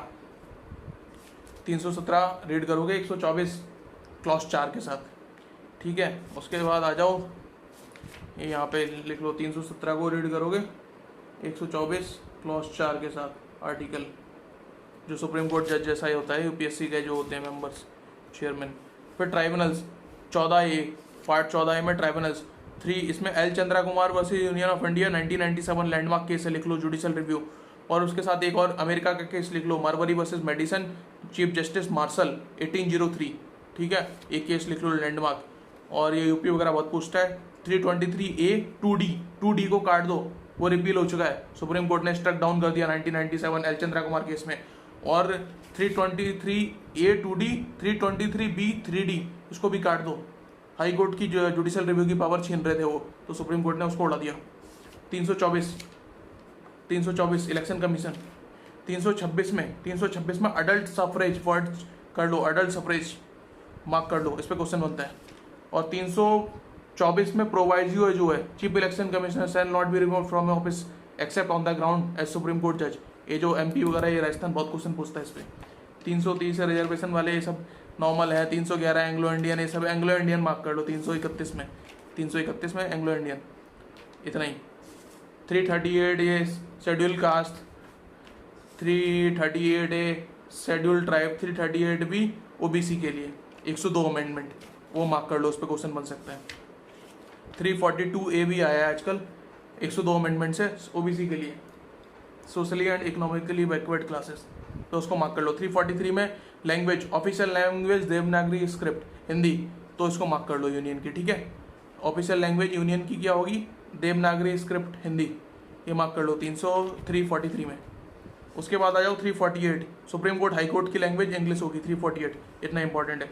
उसके बाद आप आ जाओ फटाफट से 352 रीड करना है, इमरजेंसी के लिए बहुत इंपॉर्टेंट है। बार एक्सटर्नल एग्रेशन और आर्म्ड रिबेलियन, ठीक है, और इसको 1 मंथ में करना है और 6 मंथ के लिए वो जा सकती है, इस पर मार्क कर लो। नॉट लेस देन 1/10 नोटिस जो देंगे क्लॉज 8 में, है ना, वो मार्क कर लो इस पर, जिस पे क्वेश्चन बनता है। 14 डेज का, विदिन 14 डेज नोटिस, ये नीचे आ जाएगा फिर जो इसका दिया हुआ है, वो मार्क कर लो वर्ड। और फिर उसके बाद आ जाओ यार 355 में कुछ ज़्यादा नहीं, 356 स्टेट वाला, स्टेट की मैक्सिमम 3 ईयर हो सकती है, क्योंकि स्टेट को संभाल लेगा यूनियन, इसलिए मैक्सिमम 3 ईयर लग सकती है स्टेट इमरजेंसी सेंटर की 352 में। और financial emergency indefinite period, but 6 month में रिन्यू करती रहनी पड़ेगी, तब लग सकती है। और 3 ग्राउंड, वार, एक्सटर्नल एग्रेशन, आर्म्ड रिबेलियन पे 352 में, फाइनेंशियल आज तक लगी नहीं है, और नेशनल 3 बार लगी है, वो आपको पता है ना, 62, 75 और वो 71 वाले युद्ध में। और 356 तो लगती रहती है। 356 पे लैंडमार्क केस लिख लो, SR Bombay versus union of India, Sarkaria commission report of governor is important for application of article 356 bye justice Sarkaria, ये लिख लो फटाफट। और आर्टिकल 20 और 21 कभी सस्पेंड नहीं होंगे, आर्टिकल 19 वगैरह सस्पेंड हो जाते हैं ड्यूरिंग ये इमरजेंसी, ठीक है। और 2 मंथ्स का होगा इसमें, 352 में 1 मंथ में करनी होगी, क्योंकि वो बड़ा क्रिटिकल मैटर हो जाता है, अदरवाइज मिसयूज हो जाएगा। और इसमें 2 मंथ में, और 3 ईयर के लिए जाएगा। 356 में 2 मंथ में, मतलब उनको उसको वैलिडेट करना होगा, ठीक है। ऐसे ही फिर इसके बाद आ जाओ 352 और 360 इंडेफिनेट के लिए लग सकती है, लेकिन 356 सिर्फ मैक्सिमम 3 साल के लिए, ठीक है। उसके बाद फाइनेंशियल इमरजेंसी 360 हो गई, इतना ही क्वेश्चन पूछता है। 361 ये इंपॉर्टेंट है, protection of president and governor and राज्य प्रमुख, ये किसी कोर्ट में आंसरेबल नहीं होंगे, इन पे कोई सजा वजा कुछ वो शुरू नहीं करेंगे। और इनका 361 का clause 3, no process cell of arrest और वगैरह, ये ड्यूरिंग उनका कोई गाड़ी वगैरह, इन पे कोई मतलब कोई केस वेस नहीं चलेगा। और 361 का गवर्नर और प्रेसिडेंट पे, 361 का पार्लियामेंट और स्टेट लेजिस्लेटर की 361A का MSM Sharma versus state of Bihar case लिख लो, उसको रीड कर लेना थोड़ा, इनको प्रिविलेज वगैरह वाली बात करी गई है ना। उसके बाद आ जाओ 360, वो ज़्यादा इंपॉर्टेंट है। 366 में डेफिनेशन थोड़ी बहुत देख लेना, आपको जो डेफिनेशन पसंद आए इसमें याद कर लो, हाँ नहीं आए तो छोड़ो। एग्रीकल्चर इनकम जैसे इनकम टैक्स के लिए हो जाती है डेफिनेशन 366 में, और एग्जिस्टिंग लॉ सब क्लॉज 10 थोड़ा इंपॉर्टेंट हो जाता है 366 में। हाई कोर्ट डेफिनेशन 14 है ना, ये थोड़ी सी देख लेना, एग्जिस्टिंग लॉ की देख लेना सब क्लॉज 10 में। और ये सब नॉर्मल डेफिनेशन है, कोई अगर इनमें से जो इंपॉर्टेंट है मैंने बता दी। कॉर्पोरेशन टैक्स एंट्री 6 क्लॉज 6 में, और टैक्स ऑन इनकम 29, और 29 है tax on the sale or purchase of goods, है ना, GST के बाद इंट्रोड्यूस करा। ये हो गया बस, इतने 3-4 डेफिनेशन इसमें इंपॉर्टेंट है। आउट ऑफ 30 यूनियन टेरिटरी की 30 में दी हुई है, 4-5 डेफिनेशन देख लेना थोड़ी सी। इंटरप्रिटेशन 367, उसका 368 ये इंपॉर्टेंट हो जाता है, एडिशन वेरिएशन और रिपील। एडिशन वेरिएशन और रिपील इसको मार्क कर लो। अब इसमें Minerva mills versus union of India वाला केस मार्क कर लो फटाफट, ठीक है। Golaknath versus state of Punjab 1967, Minerva mills 1980 Union of India, और Kesavananda Bharati versus state of Kerala 1973 24 April 1973 decision. ये तो हो गई इसके साथ, और इसके क्लॉज 4 और 5 काट दो। Minerva mills versus union of India में सुप्रीम कोर्ट ने इसको नलीफाई कर दिया, रेड डाउन कर दिया, रिपील कर दिया, है ना, स्ट्रक डाउन कर दिया। क्लॉज 4 और 5 काट दो, कॉन्स्टिट्यूशन से ही काट दो। जैसे 323A 2D और 323B 3D मैंने बोला था काट दो, ऐसे इसका 368 का क्लॉज 4 और 5 अब नहीं है, बेकार है, सब काट दो, पेन से काट दो इनको पूरी तरह से। 370 भी काट दो, 5 अगस्त 2019 के बाद 370 भी काट दो, है ना, क्योंकि अब वो यूटी हो गया हमारा, बन गया वो हमारे पूरे कंट्रोल में आ गया। उस पर YPC वगैरह, पहले रणवीर, इस पे क्वेश्चन बनता है J&K पे कौन सा पीनल कोड लगता था, रणवीर पीनल कोड लगता था, जैसे हमारा इंडियन पीनल कोड लगता है ना IPC, वो सेम ही था लेकिन नाम बस रणवीर पीनल कोड था। उनका कोई राजा था पहले, वो डोगरा वगैरह का, डोगरा कम्युनिटी का, तो अब उसको अब इंडियन पीनल कोड लगेगा, उसको करो। और 6 साल का टेन्योर होता था J&K का, जो असेंबली है उसका 6 साल का टेन्योर होता है, वैसे जैसे हमारा स्टेट में और सेंटर में 5 साल का होता है ना, तो ये इंपॉर्टेंट खास बात थी। उसके बाद 372 आर्टिकल बहुत इंपॉर्टेंट है। अब इसमें एक चीज़ और है, ये जो है ना अपना 371A नागालैंड का क्लॉज H देखो, आर्टिकल 170 यहाँ लिखा हुआ है, क्लॉज H में आएगा 46 वर्ड मार्क कर लो। बाकियों में 60 होता है मिनिमम लेजिस्लेटिव असेंबली में, नागालैंड में 46 कम रखा है। जैसे दिल्ली का मैंने बताया था 239AA में 10% रखा है कैबिनेट का साइज, बाकी में 15% रखा है 91st अमेंडमेंट से, तो उसको मार्क कर लो। उसके बाद आर्टिकल 372 थोड़ा इंपॉर्टेंट हो जाता है, 372 मार्क कर लो फटाफट। एग्जिस्टिंग जो हमारे लॉज पहले आज़ादी से पहले के कानून है वो कंटिन्यू करे होंगे, कैसे होंगे, उनको कहाँ से पावर मिलती है, 372 से पावर मिलती है, तब कंटिन्यू होते हैं वो, ठीक है। अनअल्टर्ड और रिपील्ड जो भी मतलब जिस तरीके से थे 372 से, जैसे IPC वगैरह सब आज़ादी के पहले के ड्राफ्टेड एविडेंस, ये सब कैसे कंटिन्यू हो रहे हैं, ये हो रहे हैं 372 की पावर से, ठीक है।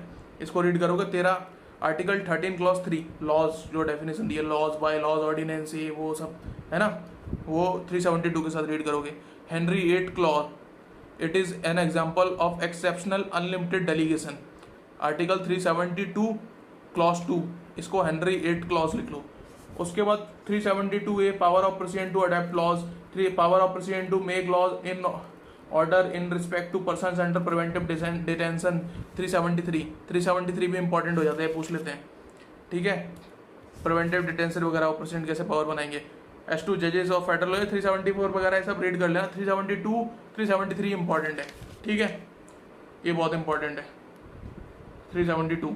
और इस पर John Vallamattom versus union of India वाला केस है, article 44, article John Vallamattom versus union of India 2003 AIR, ये बात करता है यूनिफॉर्म सिविल कोड की।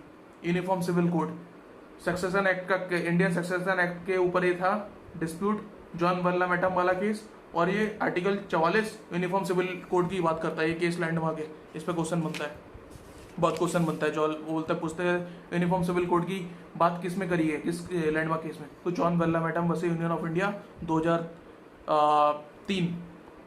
393 शॉर्ट टाइटल कमेंसमेंट, ठीक है, ये देख लेना कहाँ डिफाइन किया है। कॉन्स्टिट्यूशन का नाम कहाँ डिफाइंड किया है? बाकी एक्ट का नाम देते ना, तो कॉन्स्टिट्यूशन ऑफ इंडिया का नाम दिया 393 में।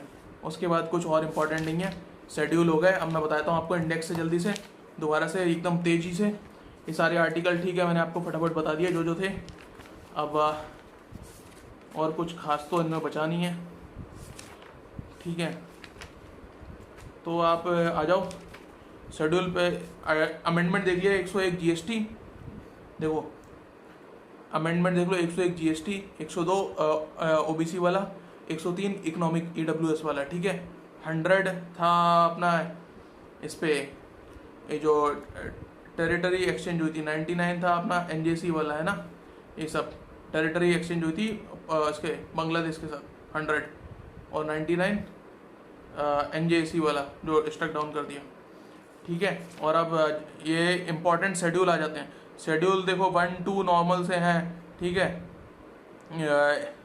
3 हो जाता है ओथ अफर्मेशन के बाद बारे में, 2 हो जाता है सैलरी वगैरह के बारे में जो भी अपने प्रोमिनेंट अथॉरिटीज़ हैं, और 1 हो जाता है स्टेट और यूटी के बारे में, 4th हो जाता है अलोकेशन ऑफ सीट इन राज्यसभा, है ना, काउंसिल ऑफ स्टेट्स इनमें, और 5th हो जाता है administration of scheduled areas and scheduled tribes. तो और 6th हो जाता है असम, मेघालय, त्रिपुरा, मिजोरम। इसमें एटीएम लिख लो, एटीएम वर्ड।